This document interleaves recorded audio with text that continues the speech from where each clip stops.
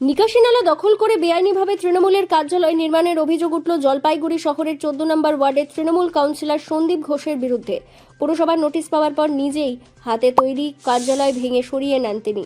অভিযোগ, শহরের দেববন্ধু নগর এলাকায় নিকাশি নালার ওপর পরিষেবা কেন্দ্রের নামে একটি কার্যালয় তৈরি করে দীর্ঘদিন ধরে সেটি তৃণমূলের দলীয় অফিস হিসেবে ব্যবহার করা হচ্ছিল। স্থানীয় বাসিন্দাদের দাবি, বিষয়টি নিয়ে একাধিকবার অভিযোগ জানানো হলেও তৎকালীন পরিস্থিতিতে কোনো পদক্ষেপ নেওয়া হয়নি। সরকার পরিবর্তনের পর ফের সরব হন এলাকাবাসী। দুটো স্কুলের মিডলে আর কি তিনি পার্টি অফিসটা খুলেছিলেন খুব জোরজমূলকভাবে। এটার বিরুদ্ধে অনেক কমপ্লেন্টও করেছিল নিয়ার বাই যারা থাকে, এবং কি আমরাও আগে কোনোদিনও মানে শক্তির প্রভাবে কোনোদিনও এটাকে কাজ হতে যায়নি। এরকম কি অ্যাপ্লিকেশন যাওয়ার পরেও ওটা বের হয়ে এসেছে, নিজের ক্ষমতার বলে বের করে দিয়েছে। দুটো স্কুলের মিডলে এরকম একটা ফট করে পার্টি অফিস তৈরি করে দিয়েছে।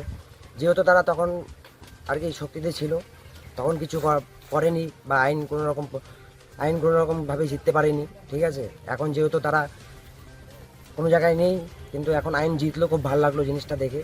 আমাদের ওয়ার্ডের কাউন্সিলর সন্দীপ ঘোষ যখন ভোটে যেতে, তখন আমাকে তার অফিস ঘরের জানালা, দরজা, গ্রিল এবং টিনের শেড লাগানোর কথা বলে এবং কিছু টাকা অ্যাডভান্সও করে।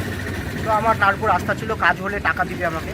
তো বিগত এতদিন ধরে তার পিছনে ঘুরতে ঘুরতে আজ পর্যন্ত টাকা উঠাতে পারিনি। আজ শুনলাম যে এটা বিক্রি করে দিয়েছে। এটা শুনে দৌড়ে এলাম। এবার আমার টাকা যাতে পাই, তার জন্য আমি যারা কিনছে তাদেরকেও বলছি যে আমার টাকা বুঝিয়ে দিতে, বা সন্দীপ ঘোষকেও বললাম আমার টাকা বুঝিয়ে দিয়ে তুমি কী করবা করো। কত টাকা?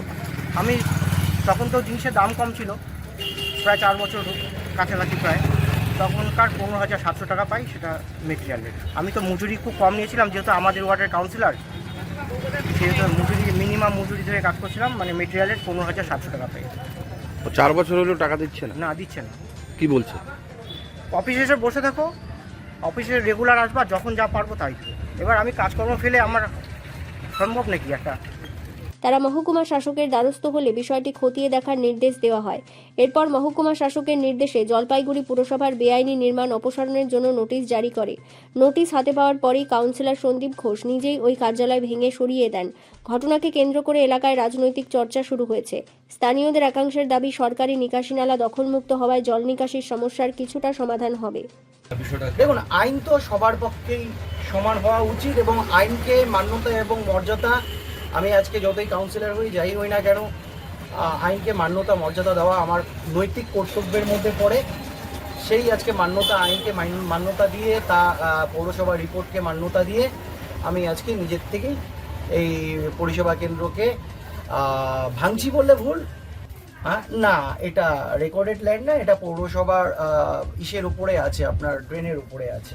হ্যাঁ, নিকাশি নালার উপরে তো এটা আছে, এটা সবাই জানেন আপনারা। এটা নিকাশি নালার উপরে সরকারি জমি, তো অবশ্যই নিকাশি নালা তো সরকারের পৌরসভার আন্ডারেই পড়ে, অবশ্যই সরকারি জমি সেটা নিকাশি নালার উপরেই।